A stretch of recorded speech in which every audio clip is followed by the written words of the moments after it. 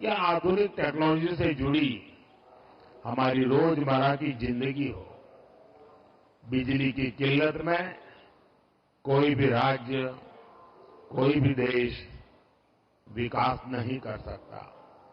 इसलिए हमारा प्रयास है कि पश्चिम बंगाल अपनी वर्तमान और भविष्य की बिजली जरूरतों को लेकर आत्मनिर्भर बने।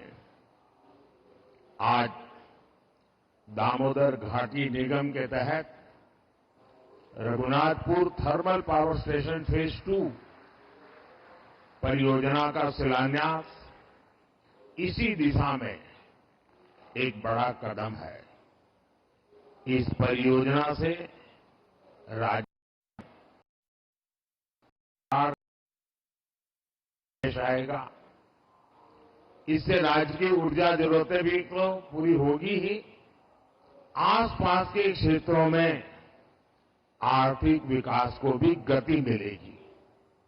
आज इस थर्मल प्लांट के शिलान्यास के साथ ही मैंने मेजिया थर्मल पावर स्टेशन के एफजीडी सिस्टम का उद्घाटन किया है। ये एफजीडी सिस्टम पर्यावरण को लेकर भारत की गंभीरता का प्रतीक है। इससे इस इलाके में प्रदूषण को कम करने में बहुत बड़ी मदद मिलेगी।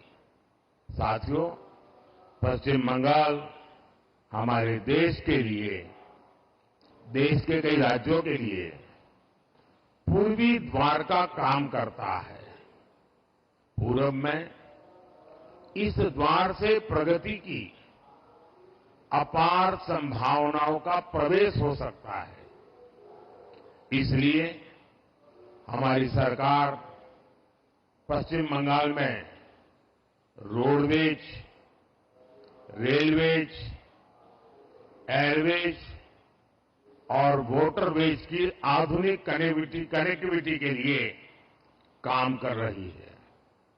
आज भी मैंने फरक्का से रायगंज के बीच नेशनल हाईवे 12 का उद्घाटन किया है। NH 12 का उद्घाटन किया है। इसमें करीब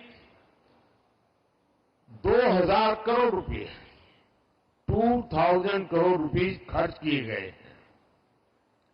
इस हाईवे से बंगाल के लोगों के लिए यात्रा की रफ्तार बढ़ेगी।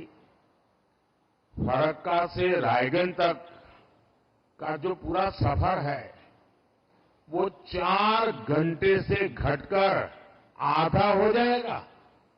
साथ ही इससे कालियाचक, सुजापुर, मालदा टाउन आदि शहरी इलाकों में यातायात की स्थिति भी सुधरेगी। जब परिवहन की रफ्तार बढ़ेगी तो औद्योगिक गतिविधियां भी तेज होगी। इसी इलाके के किसानों को भी फायदा पहुंचेगा। साथियों, इंफ्रास्ट्रक्चर के दृष्टिकोण से रेल पश्चिम बंगाल के गौरवशाली इतिहास का हिस्सा है। लेकिन इतिहास की जो बढ़त बंगाल को हासिल थी, आजादी के बाद उसे सही ढंग से आगे नहीं बढ़ाया गया। यही कारण है कि तमाम संभावनाओं के बावजूद बंगाल पीछे छूटता गया। पिछले 10 वर्षों में हमने उस खाई को पाटने के लिए यहां के रेल इंफ्रास्ट्रक्चर पर बहुत जोर दिया है। आज हमारी सरकार बंगाल के रेल इंफ्रास्ट्रक्चर के लिए पहले के मुकाबले गुने खर्च कर रही है। आज भी मैं यहां एक साथ भारत सरकार की 4 रेल परियोजनाओं को बंगाल को समर्पित कर रहा हूं। ये सभी विकास कार्य आधुनिक और विकसित बंगाल के हमारे सपनों को पूरा करने में अहम भूमिका निभाएंगे। मैं इस समारोह में और अधिक आपका समय लेना नहीं चाहता हूं, क्योंकि बाहर 10 मिनट की दूरी पर ही विशाल मात्रा में बंगाल की जनता जनार्दन इस कार्यक्रम में शरीक होने के लिए बैठी हुई है। वो मेरा इंतजार कर रही है और मैं भी वहां खुले मन से जम करके बहुत कुछ कहना भी चाहता हूं। इसलिए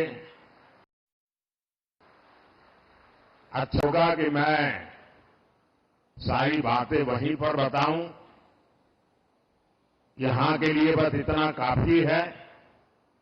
एक बार फिर आप सभी को इन परियोजनाओं के लिए बहुत बहुत बधाई देता हूं। धन्यवाद जी।